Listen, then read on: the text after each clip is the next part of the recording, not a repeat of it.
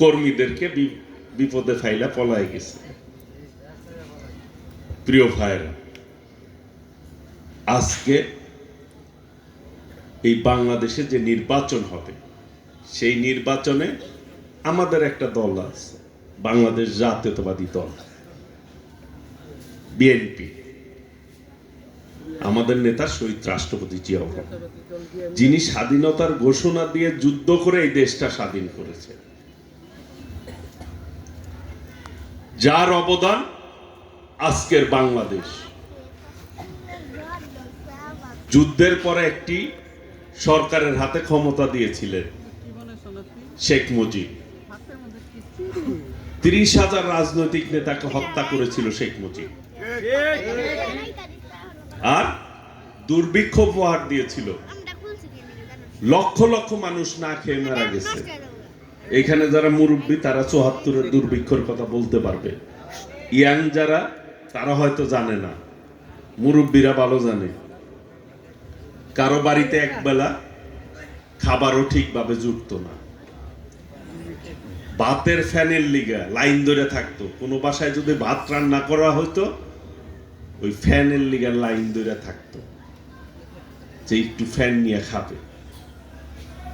অসংখ্য মানুষ না খেয়ে ঘুমাইছে, কাতরাইছে, খিদার জ্বালায়, পরে রাস্তায় মরে থাকে, লাশ পাওয়া গেছে তাতে। কুকুর আর মানুষ ডাস্টবিনে তখন খাবার কারাকারি করে খাইতো। ডাস্টবিনে কোনো খাবার আইসা পড়লে ওইটাই কারাকারি লেগে যেত মানুষ আর কুকুরের মধ্যে। এই রকম অবস্থা ছিল শেখ মুজিবের শাসন আমল। রক্ষী বাহিনী দিয়ে মানুষের উপর গুলি চালিয়েছে, হত্যা করেছে রাজনৈতিক নেতাদেরকে, কর্মীদেরকে, যেটা তার বেটিও করছে। আমরা যখন অন্যায়ের বিরুদ্ধে কথা বলতে গেছি, আমাদের অসংখ্য নেতাকে গুম করছে, খুন করছে। প্রিয় ভাইরা, সেই জায়গা থেকে আমাদের নেতা শহীদ রাষ্ট্রপতি জিয়াউর রহমান খাদ্যে স্বয়ংসম্পূর্ণ করেছিল। শহীদ রাষ্ট্রপতি জিয়াউর রহমানের সময় খাদ্য চাল বিদেশে রপ্তানি করা হইত। এই যে ইরি দাম তখন শহীদ রাষ্ট্রপতি জিয়াউর রহমান নিয়ে আসছিল। মুরব্বী নাকি মাথা নাড়তাছে, ঠিক না? শহীদ রাষ্ট্রপতি জিয়াউর রহমান রাতারাতি এই দেশকে উন্নতির দিকে নিয়ে গেছিল। কিভাবে সম্ভব হয়েছিল? শহীদ রাষ্ট্রপতি জিয়াউর রহমান একজন সৎ, ধার্মিক, নেককার বান্দা ছিল। তার দল আমরা করি। আমাদের নেত্রী, দেশ নেত্রী বেগম খালেদা জিয়া 9 বছর আন্দোলন করেছে স্বৈরাচারের বিরুদ্ধে। আন্দোলন করে এই দেশে গণতন্ত্র প্রতিষ্ঠা করেছে।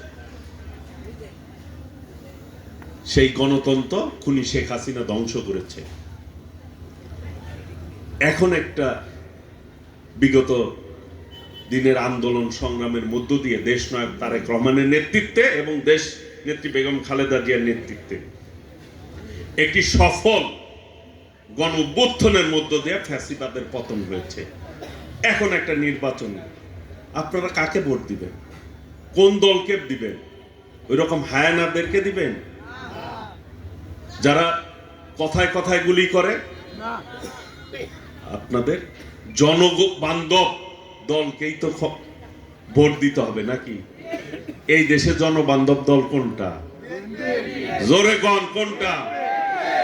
বিএনপি, আপনাদের প্রাণের দল, এই দেশের জনগণের দল। বিএনপি একমাত্র দল বলতে পারে বিএনপি কখনোই জনগণের উপরে গুলি চালায় নাই ক্ষমতার লোভে।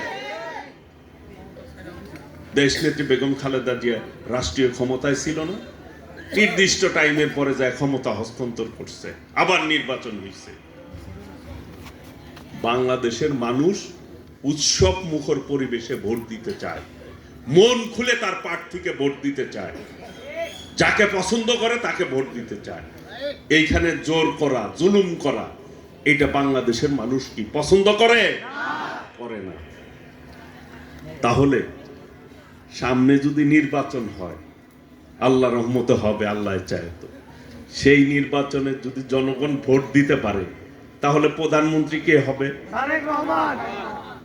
আপনারা বলেন তো কে হবে? একটু জোরে বলেন।